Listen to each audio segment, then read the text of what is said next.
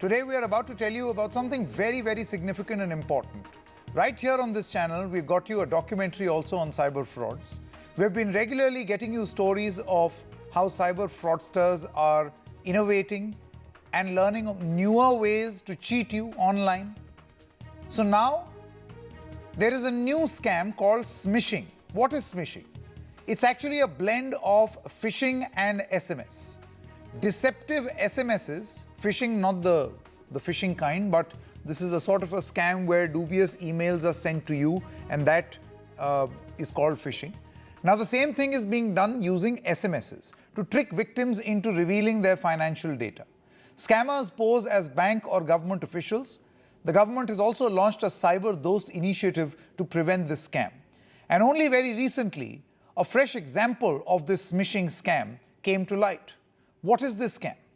How a Delhi jeweler fell victim to SMS fraud. And you'll be amazed to know what happened. Because the next time something like this happens, you will realize, oh my God, this happens to me too. The jeweler was on tour. A scamster struck a phone deal. He struck a phone deal with the sons for gold chains, right? So he was not in his shop, and on the phone, gold chains were ordered. The scamster then claimed that he was unable to visit the shop and thus promised an online money transfer. The jeweler received money credit message on the phone. You know those typical messages that you get, that so-and-so amount credited in your account. This was purportedly from the bank. What did this jeweler think? Money has been transferred. So 2 gold chains were delivered at an address given by the scamster. This man later found out that these SMSs were fake and no money was actually credited. He got a fake SMS of money being credited into his account. Now the cops are unable to trace the scamster so far. So do you realize what has happened? Something which you take for granted, an SMS on your phone, that money has been credited into your account, and you think that, okay, this deal has happened. Now scamsters are creating a situation where they can push fake messages that will look so real, that will make you believe that money has been credited, whereas this is actually the latest cyber fraud.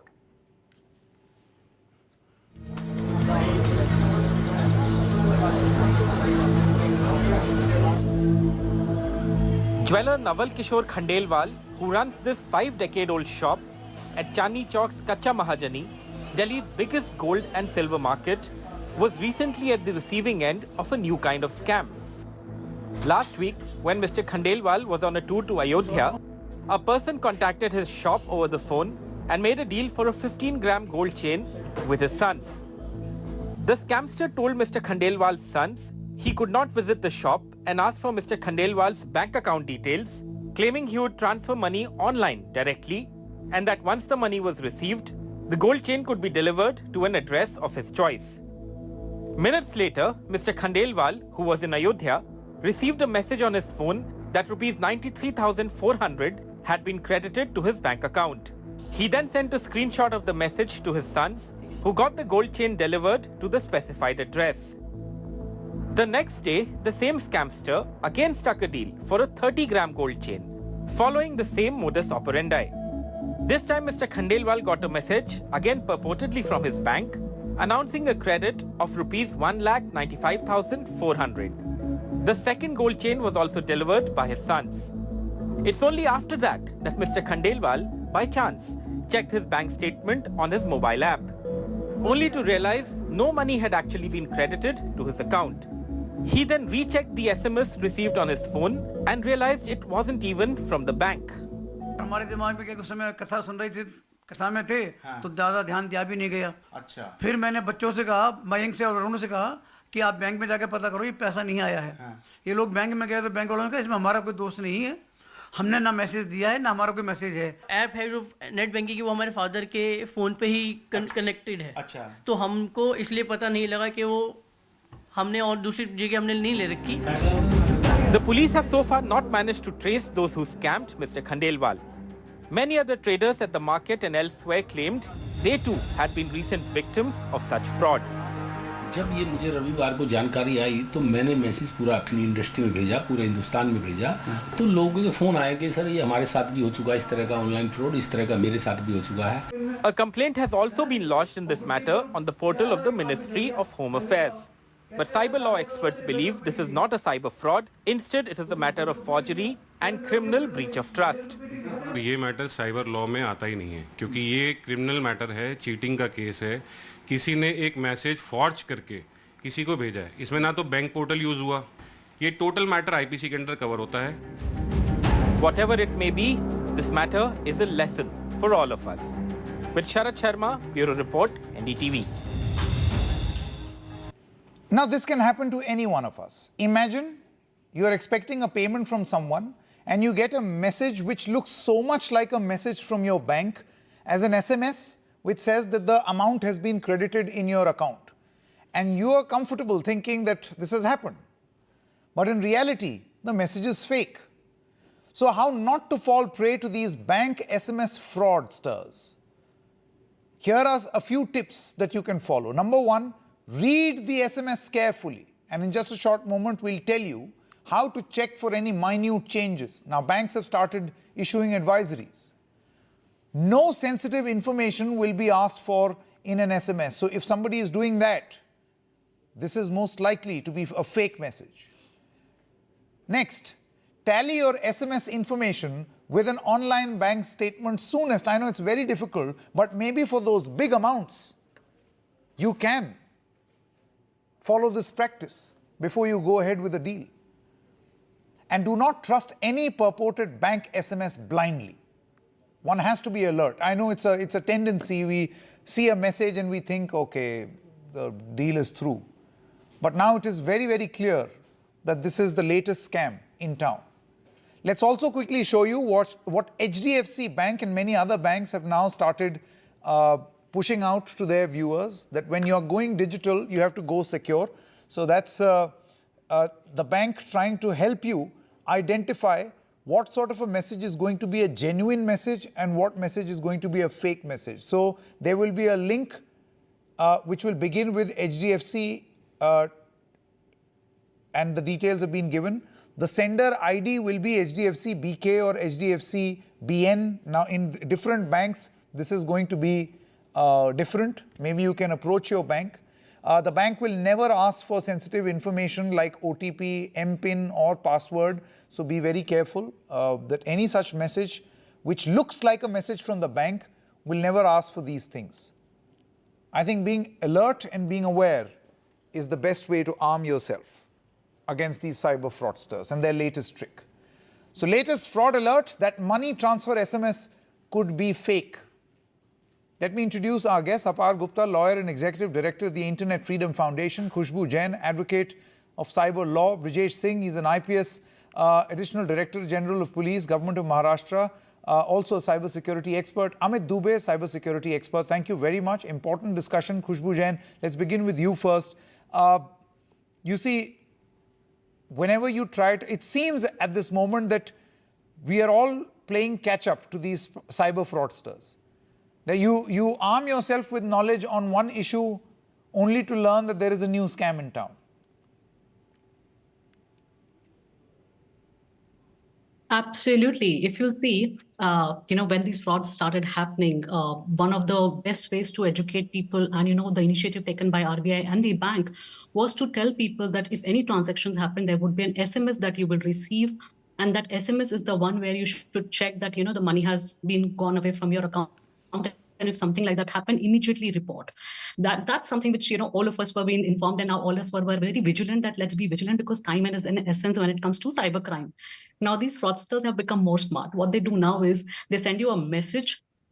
I'm talking about a different crime. They send you a message which is almost similar to, what exactly banks will send you. And they say this money has been, debited from your account. In case you have not done this transaction, please report on this. And the moment you click on that link is a malicious link. Or, you have been asked to put in certain information. That information is not the place where it should go. One. The second, the one which we are talking here today is the aspect where criminals are now, they've understood that one of the best ways bank are very prominent in sending messages and people are aware about this.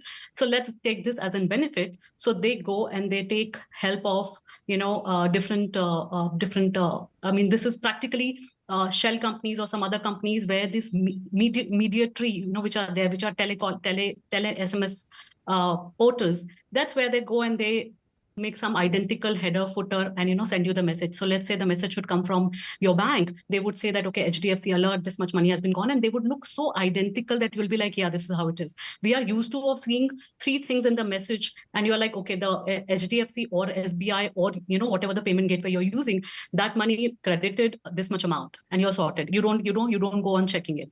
So I think that's where now we have to go a step ahead, because criminals are very smart.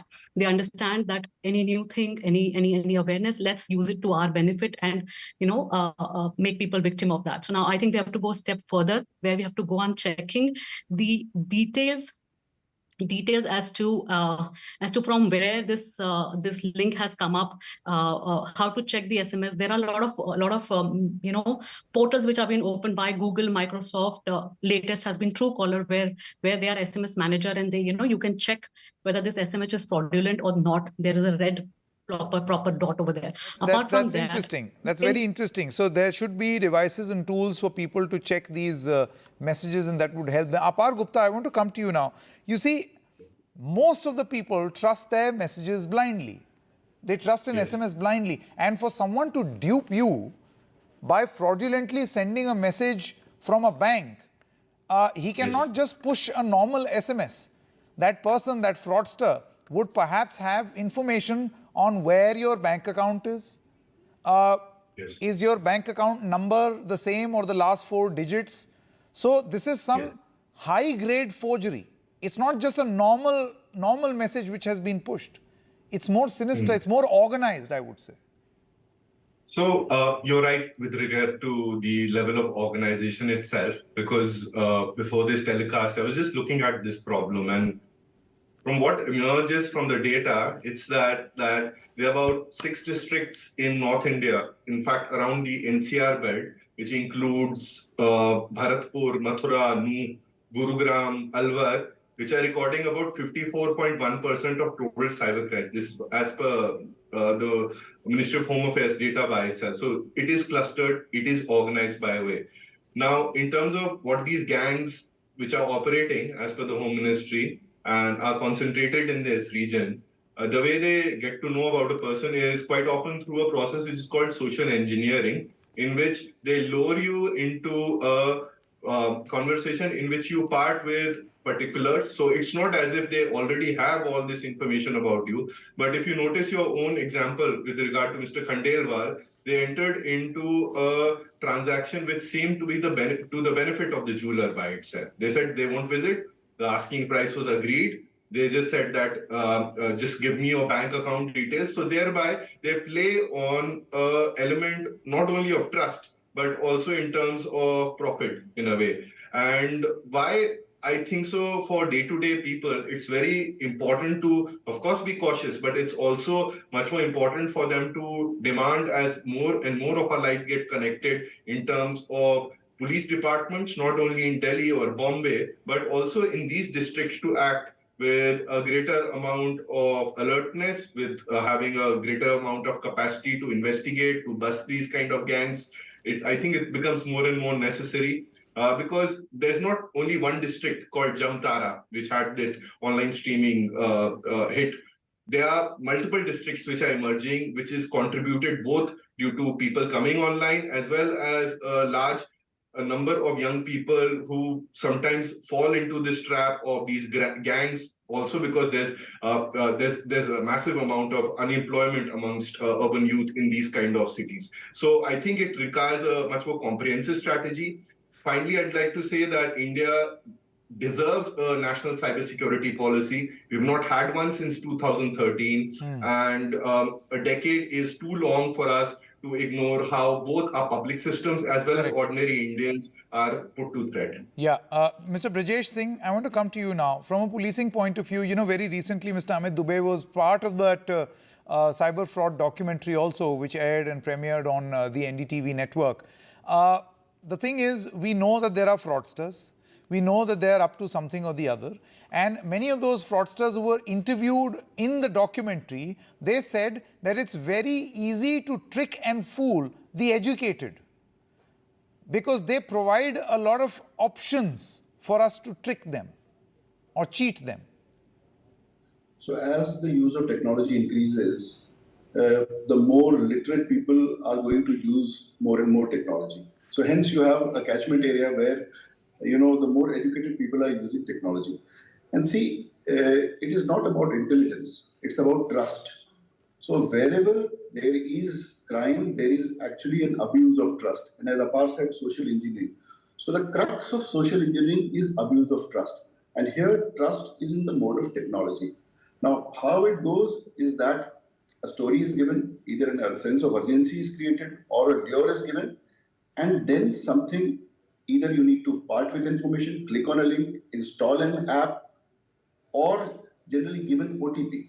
Once you do this, then either your identity is hijacked or your transaction is hijacked. And in this mode, the money goes to the fraudster. Now, these people are operating in highly organized but modular ways. So when the money finally goes, it goes to things called money mules. These are people who have done account loaning. They loan their accounts. Sometimes they are suspecting, sometimes they are, willing accomplices. And they don't even know sometimes that their accounts are being used by people who say that, we'll take you can charge a small percentage, but the other money will be taken by them. And they think it's some kind of, business. However, where is the Achilles heel here is something called KYC.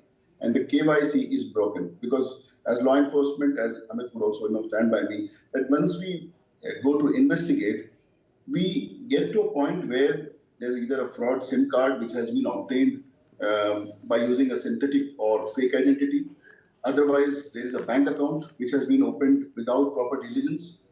Now, India actually lost a chance in connecting it to Aadhaar. If you actually look at the number of crimes which are done with Aadhaar linked account, you will find that it is very, very rare. So the problem of identity should be solved, and somewhere this trust issue is going to be abused. And the latest problem is that earlier you would say that there are errors in the message or you can find out some mistakes. You can use ChatGPT and create excellent messages. In fact, there is a full-fledged offline GPT called Worm GPT, which the fraudsters are using to create very, very convincing messages. And this can be done at scale. So we are facing a problem, but the basic crux lies in abuse of trust. And it's equal for people who are intelligent, people who are rich, people who are poor. It's equal for everybody. And the difficulty lies in investigating with the KYC. Once KYC is properly done, I think we'll be able to come and catch the person. Yeah, but then, let's talking about this latest particular scam of sending a similar looking message, Mr. Dubey, than what a bank will send, right?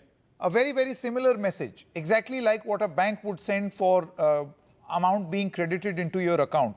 Now, here are the things that you usually look for in such an SMS. Number one, it'll not have a number at the top, it'll have some letters, right? And also the letters of the bank, correct? And then after that, it will give out details, a lot of X's and last 4 digits of your bank account number, then a certain amount, and then the remaining amount in your bank account. All those details it will send. So for a fraudster to be able to dupe people, imagine the amount of intelligence and organized sort of a structure that is required to be able to perfect all of these things and to cheat people. I mean, this is very scary. Imagine if I don't have access to internet. I can't go online to check my online statement. I fall prey to an SMS like this. What do? I am convinced that it has come from a bank because of its ID. I am convinced that the last 4 digits are from my account. I am convinced because it is giving my details also, this much amount in your account. What do you do? No, absolutely. I think as Brijesh ji just mentioned, that is abuse of trust. And by default, we trust few of these organizations to a very high level. Banks, your government department. So if we receive an SMS from electricity department that your electricity bill is due and your connection will be disconnected by evening, you trust on those messages. because there is a natural tendency of human beings that we trust government messages or bank offices messages, and I think they are misusing that trust. You are right that before sending these messages or before committing this crime, they would have already done one more crime of stealing information about you from those banks or somewhere. So they already have. No, let me go a step further, Mr. Dubey. See, whenever you go to a bank, I'm not doubting or casting aspersions at any bank manager, but all you have to do is give your phone number, and any person can have access to everything in your account, everything. Address, Correct. full account details, the amount that is there, all the transactions that you have done. Absolutely. And you can notice one more thing that this fraud can germinate from there also. Yeah, of course. You can collect this information through various sources and it is available. This information is easily available. But beyond that, if you notice these complaints, especially the financial fraud complaints, you will never see that somebody has given their password. Mostly they share their OTPs. Now, without using password and OTP both, you cannot transfer money from anybody's account. And that's where this another doubt comes into our mind, that how could they get these passwords? Is there something which is actually some other source of information from where they are actually getting the passwords of each and every user? They are able to log in. They are just waiting for your OTPs. That's it. So you are right. I totally agree with you that before doing this, they have already done one more crime, which is stealing information from somewhere, some authentic sources. They have significant information, if not exact, at least some reference information to build that trust. Yeah, this is not a generic phishing message, which is sent to one and all. This is very, very specific, and that is where the problem begins. This is where the problem is. It will make me feel that this is so genuine. This is about me only. That's where the problem begins. Khushbu Jain, how do you deal with a situation like this?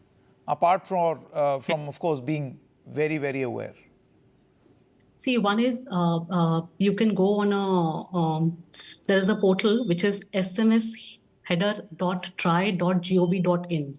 I'll repeat again. Yeah. smsheader.try.gov.in. Now that's where what you can do is you can click on that portal. That's where you'll get a two box where you can write, you can enter the header information. That is, let's say, if I'll give you an example, XYZ, and the number that comes. That's how you see the message, the bank name and something. That's where it comes. So the header is that XYZ, whatever the bank name, and then that you can put it.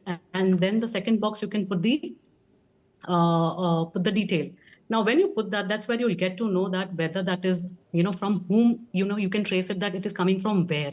So let's say it's from your XYZ bank, it should be coming from your bank. And if it's not, that means it's a fraudulent transaction. If it's a huge transaction that you're dealing with, that's one of the precautionary measures which you can go on checking it. Now, what happens next? The next that can happen is the company can be inquired as to why it was involved in sending those kind of fraudulent messages. There can be a physical verification of the company. There are chances that those companies will be fake. So after that, try is to be informed of the misuse of those SMS header. After that, telecom companies can be asked that what exactly is happening. And so on and so I think is a very good solution. Apar Gupta, do you feel that cell companies, when these messages come, they can have, if AI can be used for demonic means, they can also be used for creative means. You can employ the services of AI, these cell service companies, and identify a trend in these messages, and then perhaps give you an alert, suspicious message. So the only problem with that is that, Sanket, then people would be reading our messages in real time as well, in order for us to be informed. And rolling it on a system scale, it's essentially a surveillance system. I think AI is being experimented at the same point in time by the Department of Telecom. It did come out with how it wants to implement it in the telecom sector. My basic takeaway from this is a little much more conventional. I think we are casting a very high burden, firstly, on people to intelligently decipher the authenticity of messages, transaction messages very which well are coming said. to them. That is the thrust of my... the message appears yes. extremely genuine to me. So imagine that the young son of the jeweler, not the old jeweler, in fact, was misled by it. Yeah. So it's not a factor of an old person who doesn't understand technology. The second point, which I just want to make again, is that there is an organized geographic proximity in how these attacks are happening. It's not because of technical sophistication, it's because they have perfected the art of gaining trust and then eliciting personal details, which allows them improper access or for you to part with some element of your property. And I think here there needs to be proper policing. I'll draw one analogy to end this. Of course, all of us, when we drive on the road, we have to take care by ourselves, follow the rules, but we also expect the traffic police to enforce the laws for a person who threatens the lives of others. Exactly. I think that's a very significant point that has been made. Apar Gupta, Khushbu Jain, Brijesh Singh, as well as Amit Dubey, thank you very much. At the end, let's quickly put on screen that website that Khushbu Jain was talking about. This is, in public interest. Let's see if we can put that website out. This is the government website of the Telecom Regulatory Authority of India, where you can put in your username, password, email name, and then after that, the header of the message that you have got. And this website is going to tell you, it's a government website, it'll tell you whether that message is genuine or not. I think it's a very good tool to begin with. Good night and goodbye.